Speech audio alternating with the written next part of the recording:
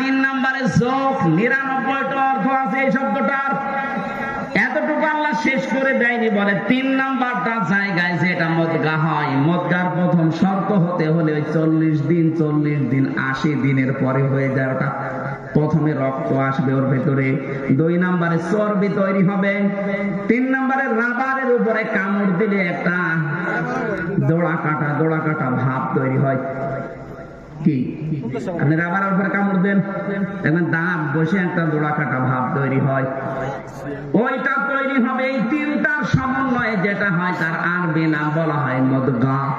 এবার আমার শিক্ষার বিষয় হচ্ছে, আমরা যে বাংলাদেশে আজ 68,000 পীরের দরবার থেকে কথা শুনি যে তোমার কলব পরিষ্কার করা লাগবে। ওরা বলে বাম স্তনের 2 আঙ্গুল নিচে একটা গোস্তের টুকরা আছে, ওইটার নাম কলব। ওটা যদি ধাক্কা মারো জিকির দিয়ে তাহলে ওটা পরিষ্কার হবে। কি বলে না? আমার প্রশ্ন হচ্ছে, কলব হওয়ার জন্য নবীজি যেটার নাম বললেন, প্রথমে ওইটার নাম শব্দ কি বলেছিলেন? মুদগা। আলা ইন্না ফিল জাসাদি, প্রতিটি মানুষের শরীরের ভেতরে গোস্তের টুকরার নাম কি? মুদগা। বলেন মুদগা হওয়ার শর্ত কয়টা? আরো জোরে বলেন। 1 নম্বরে রক্ত থাকবে, 2 নম্বরে চর্বি, 2 নম্বরে, 3 নম্বরে দোড়া কাটা ভাব থাকবে। আপনি আমার উপরে রাগ না করে কোরআন আর হাদিস নিয়ে কম্পিউটারের সামনে বসে গবেষণা করে মিলান। আমি তো আন্দাজে বলছি না, পড়ে বলছি। আমারটা যদি ভুল হয় আপনার মানার দরকার নেই, আপনার বাবারটাই মানেন। কিন্তু আমারটা ভুল প্রমাণ করতে না পারলে আপনার ওই বাবার ব্যবসা বন্ধ করা লাগবে। ব্যবসা বলছি এই কারণে, মুদগার সাথে শেষের শব্দটা ছিল আলা ওয়াহিয়া কলব। নবীজি বলেন ওই গোস্তের টুকরাটার নাম কি? তাহলে মুদগা হওয়ার যে শর্তগুলো, ওইটার নাম যেহেতু কলব, আমরা যেহেতু কলব এই জায়গায় বলছি বাম স্তনের 2 আঙ্গুল নিচে, এবার এখানে আপনি বুক ছিঁড়ে ওইটা গোস্তটা বের করেন, আপনি দেখবেন ওখানে হয়তো রক্ত আছে, গোস্ত আছে, চর্বি পাওয়া যাবে। রক্ত, গোস্ত, চর্বি, কিন্তু দোড়া কাটা ভাব আপনি পাবেন না। 3 নম্বরের শর্ত বিজ্ঞান মিলাচ্ছে। এই যে মাথাটাকেও যদি এই মগজটা ফেলে দেন, উপরের খাপড়ি মগজ বের করে নিয়ে আসেন, এখানে সামনে আছে ফ্রন্টাল লব, অক্সিপিটাল লব, প্যারাইটাল লব, হাউজিং লব। এখানে 70টা জিনিস লাগানো আছে। 70টা জিনিসে 70,000 তার দিয়ে পুরা শরীরে আমার আল্লাহ কভার করছে। এই সামনে যেটা আছে ফ্রন্টাল লব, আমরা মনে করি এইটা দিয়ে আমরা দেখি না, দেখি তো চোখ দিয়ে, কিন্তু এটা প্যারাইটাল লব পেছনে লেখা আছে। পেছনে এই জায়গায় যেটা সেট করা আছে, এখানে তার দিয়ে আল্লাহ ঘুরিয়ে পেয়েছি। আপনি মানুষের এই পুরা চামড়াটা ফেলে দেবেন, দেখবেন বিশাল ইঞ্জিনিয়ারিং কায়দা আল্লাহ বানিয়ে। কিভাবে যে তার সেট করা, আপনি সেজদা দিতে আল্লাহকে বাধ্য হবেন।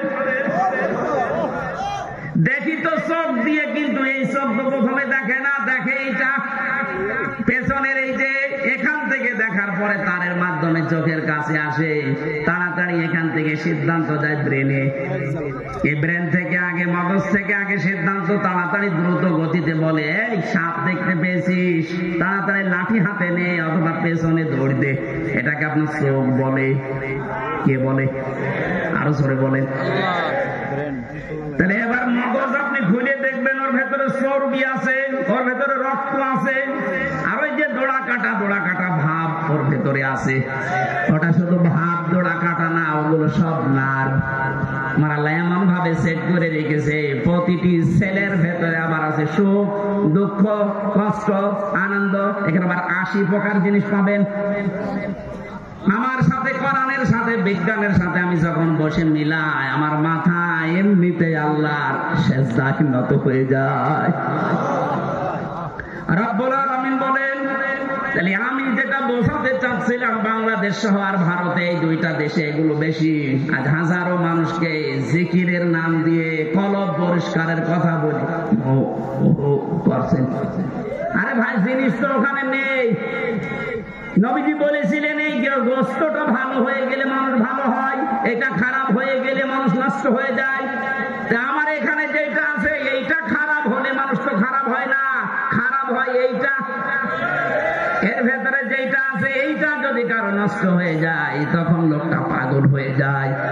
এইটা খারাপ হয়ে গেলে ঘুষ খায়, এইটা খারাপ হয়ে গেলে সুদ খায়, এইটা খারাপ হলে মিথ্যা কথা বলে, এইটা খারাপ হলে জেনা করে। আর কথা বলছে না কেন? এরা যদি সত্যি আমরা আজ বুঝে ফেলি, বাংলাদেশে আজ হাজারো দরবারে উল্টা পাল্টা জিকির বন্ধ হয়ে যাবে। তাহলে যারা এই জিকিরের নাম নিয়ে কলব পরিষ্কারের কথা বলে বুক ব্যথা করাচ্ছে, তারা আমারে ভালো বলবে, বলবে যে হুজুর যেন আমার জেলায় আর না আসে, দেখে তো ওর ব্যবসায় ভাটা পড়ছে। আরে ভাই, বুক পরিষ্কার করে কি করবেন আপনি? এটা সাবান দিয়ে পরিষ্কার করেন, পরিষ্কার তো করা লাগবে। এইটা এই মোবাইলে এত তথ্য আমি এক জায়গায় করেছি আয়াত দিয়ে, যদি সত্যি আমাদের এইটা পরিষ্কার হতো তাহলে 15.5 বছর অত্যাচার করতো না। এইটা পরিষ্কার হলে 15.5 বছর আয়না ঘরে থাকা লাগতো না। আপনি বলছেন আয়না ঘর কি? 10 দিনে আমার জীবন বিষে উঠেছে, অথচ ওখানে আমি 8 বছর 10 বছর 14 বছরের মানুষ পেয়েছি। ওখানে কবরের মতো জায়গায় আছে, আপনি তো টের পাচ্ছেন না, শুধু দরবারে বসে বসে হু হু করছেন। এইটা খারাপ হয়ে গেছে, এই কারণে মানুষ এত জুলুম করে। বিনা কারণে মিথ্যা মামলা দিয়ে ধরিয়ে দেয় ওনার কাছে, আবার নিজে ওনার কাছ থেকে টাকা দিয়ে ছাড়িয়ে নিয়ে আসে। এটা 15.5 বছর হয়নি, কিচ্ছু জানে না। ঘরে শুয়ে আছে, ঘুমিয়ে আছে, ঘুম ভেঙে দেখে ওনার থানায়, কি গো তুই গাছ কেটেছিস কখন? স্বপ্নে। এরকম মামলা চলছিল। কথা বলতে না, আমার নামে যে মামলা ছিল এরকম গায়েবী মামলা, আন্দাজে, আমি কিচ্ছু জানি না।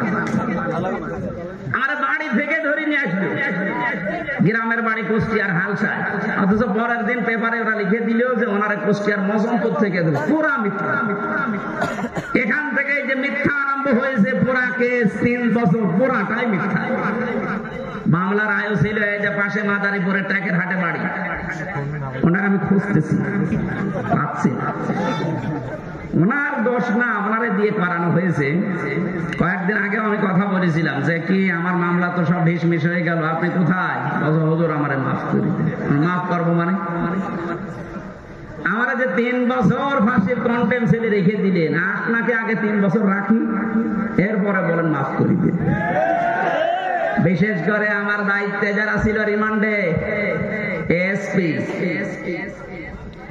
শেখ ইমরান, খুলনায় বাড়ি, আমি এই লোকটাকে ছাড়বো না, কারণ এই ইচ্ছা করলে আমার অনেক কিছু বাঁচিয়ে দিতে পারত। মোবাইলটা নিয়ে